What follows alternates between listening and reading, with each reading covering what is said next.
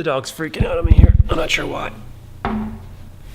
The federal government brought in a new law last week that restricted the use of recreational drones. Transport Canada's website says, do not fly your drone higher than 90 meters above the ground, closer than 75 meters from buildings, vehicles, vessels, animals, people, crowds, etc. Closer than 9 kilometers from the center of an aerodrome, any airport, heliport, seaplane base, or anywhere where aircraft take off and land. Do not fly your drone within a controlled or restricted airspace, within 9 kilometers of a forest where it could interfere with police or first responders, or in clouds. Do not fly your drone if you can't keep it in sight at all times, if you are not within 500 meters of your drone. If you fly anywhere you are not allowed or choose not to follow any of the rules below, you could face fines of up to $3,000. Just as an example, the airport, aerodrome, restricted area situation, that limits using your drone within 9 kilometers of the center of an airport. So at first I thought, well, that's no sweat. I'll stay away from Billy Bishop Airport and Pearson. But then I realized that the aerodrome rule applies to any spot that an aircraft can land, which means the roofs of a lot of buildings, all hospitals. It means that Ontario is actually dotted with aerodromes. So if you draw an 18-kilometer circle around an airport, you get one of these green circles.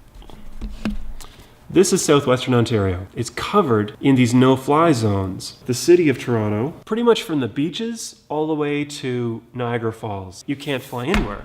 There is a little space at the Scarborough Bluffs where you are not infringing on any airspace. This is Bluffers Park at the Scarborough Bluffs, but there's a marina right here.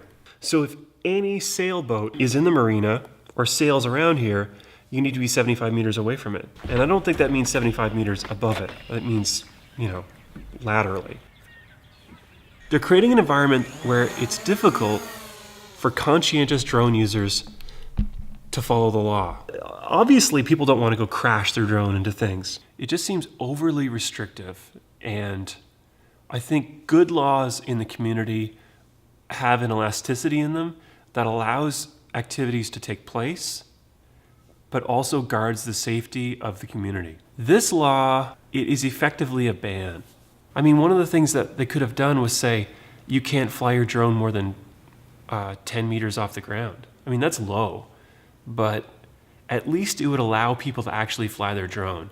If you can't go into a baseball field and fly your drone the height of the light standards that are hanging there, that's punishable by a $3,000 fine. Is that reasonable? It's better to work in concert with the drone owners to find a peaceful, reasonable way to do this. People don't want to be outlaws. They want to join in with the community and they want to collaborate. I just feel like there's a better way. I think we can work together to find a law that people can follow.